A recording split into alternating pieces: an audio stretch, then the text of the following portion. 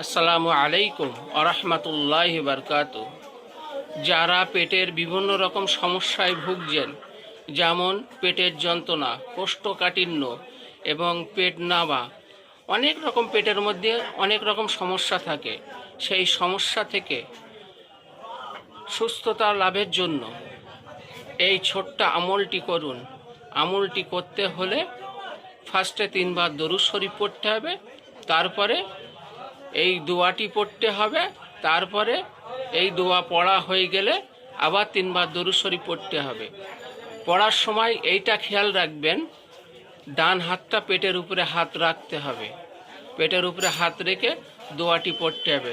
দোয়াটি হলো এই যে, ইয়া বাতিনু ইয়া বাতিনু ইয়া বাতিনু।